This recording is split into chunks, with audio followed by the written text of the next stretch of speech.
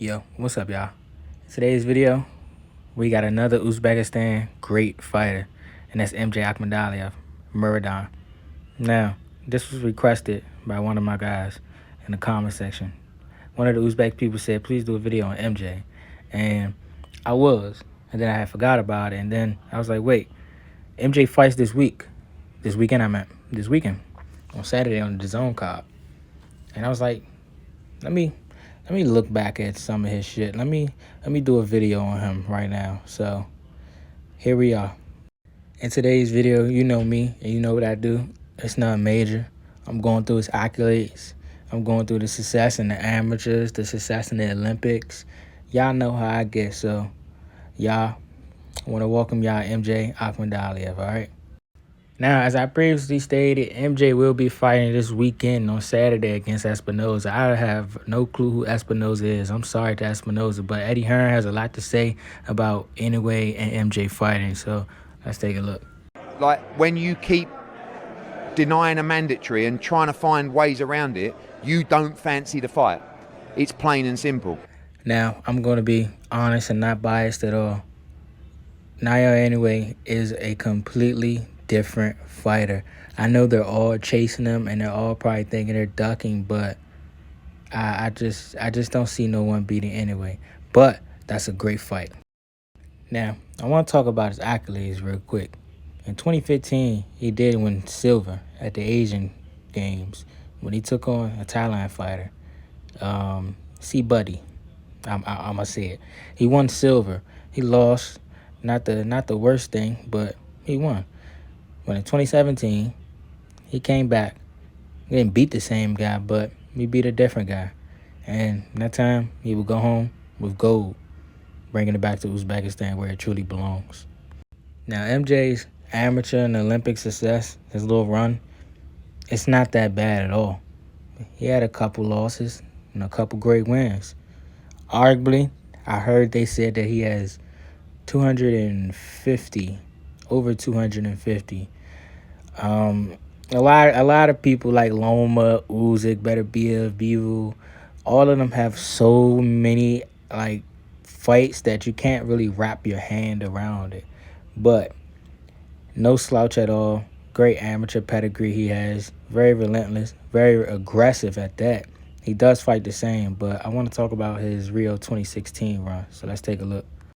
Now, here we are at the 2016 Olympics in Rio, Brazil, where MJ will compete for the boxing gold medal. Now, there's no footage on this fight right here. Garrett, the Kazakhstan fighter, he fought in the Olympics in the first round. I think it was the first round. But Garrett, the Kazakhstan warrior, got a win over him. But let's just say he couldn't do it at the big stage, as he would lose. MJ would go on to get that win back, ultimately sleeping an Argentinian fighter.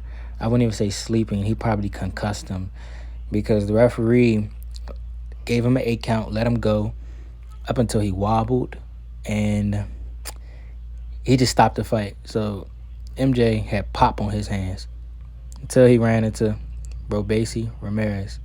We all know who Robesi Ramirez is. He just recently lost, or you can say he quit against Rafael Espinoza. It's up to you. But no, if you haven't watched this fight, you should go watch it. We all know Robesi is one of the Cuban slick fighters, but MJ is aggressive and relentless as fuck. He kept coming and he kept coming against Robesi, but ultimately it wasn't enough for this Cuban boxer. As I'd never seen this before. Well, I can't lie, I've seen it twice now because he has an L. Robesi Ramirez kind of like outclassed MJ later in the second and third round. MJ showed tremendous heart, tremendous grit. He was there. He never gave up. He kept punching, but Robesi was slick as hell. Ultimately, he will secure this win, and that will make MJ, well, that's third. Yeah, MJ will go to third place, winning bronze. Not that bad, but the better fighter won. Now, we all know what happened in the finals where Robesi Ramirez would take on the young Shakur Stevenson, and Robesi would get gold, and MJ, he would get bronze. Not that bad, but fuck all that. He made his professional debut against a guy who pretty much just wasn't on his level. I mean, David just wasn't there. This fight ended in the first round, I think 50 seconds. It was a quick, easy fight. I thought about just playing the whole thing right here, but I was just like, nah. I said before, relentless and aggressive. MJ would have a couple more, your typical fights up until he took on a guy, I don't know him, but he had a good record in 16-3. Bit of a step up in fourth fight. No, this was his fifth professional fight. So, a little step up, but per usual, the relentless, aggressive MJ took over. Bro didn't know what to do with him. Ultimately, he got stopped, and that was pretty much it, y'all. Now, I'm not gonna lie, I never seen this fight before, so don't hate on me, but this fight right here, I've seen this fight. I'm not gonna say too much, but MJ did not give a damn about him. He treated him like he was the amateur. He was fighting with his hands low, moving around the ring like it was nothing. He ultimately stopped, bro, in the fourth round. But his next big fight would be for the unified 122-pound champion. He took on Daniel Roman. Roman is not a slouch. If you know, you know. And now, I hate to break it to y'all, but I've never seen this fight as well. And I'm the one who said I should watch it back then. Ultimately, I put on the highlights, and wow. Even though the full fight is free, I wanted to see the highlights real quick. And this was a great fight from the highlights. They were going back and forth, back and forth, back and forth. I'm surprised no one fell. The amount of punches that were thrown, the amount of headbutts I seen, the amount of it was ultimately a good fight. And I will finish this. I will get to finish this fight. But from the highlights, I seen that Roman would catch him here and there. But as I keep saying, the relentless and the aggressiveness from MJ will ultimately win him this fight. Now, from the highlights, I just see it 7-5 or 8-4. Ultimately, this was your new unified champion. MJ was up there until he met his match and Marlon Tapales. Y'all know who Marlon Tapales is. No need to question it. Now, I've never ever seen I've seen this fight, y'all. I've never seen nobody tame MJ like this. First of all, Filipino fighters, they normally don't have a jab. Marlon had a jab, and he would use that to set it up with so many other punches.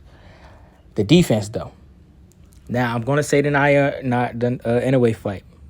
What he's doing right here was the same thing he did against Inoue. And Inoue had some frustrating moments like, damn, I can't hit him. But MJ right here couldn't adapt to it. It wasn't it wasn't necessarily a bad fight from MJ, but he got clipped a couple times. It just Marlon Tapales was the smarter fighter in here. And ultimately, that defense made him win. And just like that, Murodjon Tapales beat MJ Akhmadaliev.